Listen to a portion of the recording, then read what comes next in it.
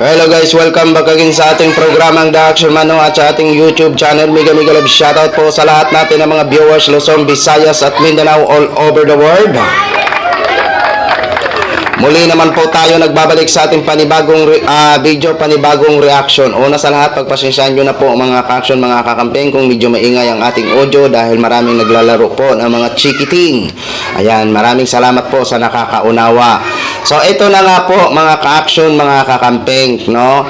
So, alam naman po natin na isa sa mga pumirma, ito si Congressman Sandro Marcos sa impeachment laban kay Vice President Sara Duterte. At alam naman po natin na marami ang nagtatanong o nagulat sa nasabing pagpirma ni Congressman Sandro Marcos ho, mga ka-aksyon, mga kakampeng, kung bakit siya ang pinakauna-una na pumirma sa impeachment dito kay Vice President Sara Duterte. So, eto na po siya. Nagpaliwanag na po siya kung bakit pumirma siya at kung bakit siya ang kauna-unahan na pumirma sa nasabing pagpapa-impeach dito kay Vice President Sara Duterte. Panoorin po natin itong short video niya, mga ka-action. Alangan naman kung sasabihin ng tao na gusto nilang huhukayin yung lolo mo at itapon yung katawan sa West Philippine Sea.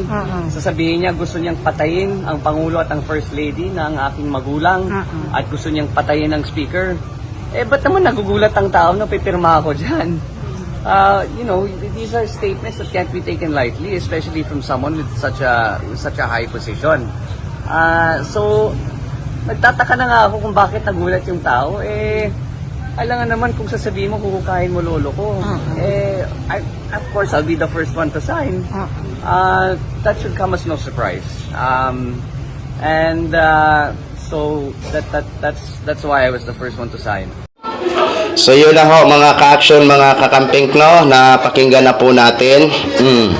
Alam niyo mga ka-action, bukod sa, siyempre, masakit yun para kay Representative Sandro Marcos na marinig niya galing sa ating pangalawang Pangulo na si Vice President Sara, na marinig niya na ipapahukay niya ang kanyang lolo at itatapon sa West Philippine Sea at yung pagbabanta niya nga po dito kay Mr. President Bongbong Marcos at saka kay Speaker Martin Romualdez. Alam natin na siyempre masakit ho sa kanya.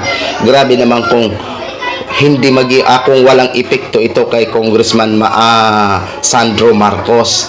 And then, aside from that, trabaho din talaga yan ng Kongreso ang ipa-implement kung ano po ang tama.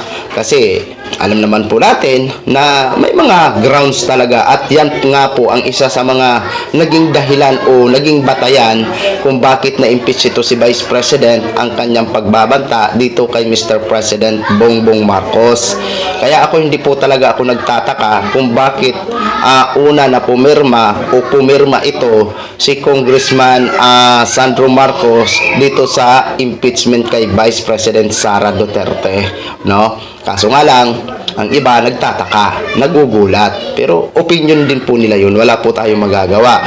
Mas maganda nga po yan na sumagot at nagpaliwanag ito si Sandro Marcos sa kanyang pagpirma. Okay? So, yun lang po mga ka-action, mga kakamping, no? Abangan po natin ang mga susunod na mga balita o ano ang mga mangyayari, no?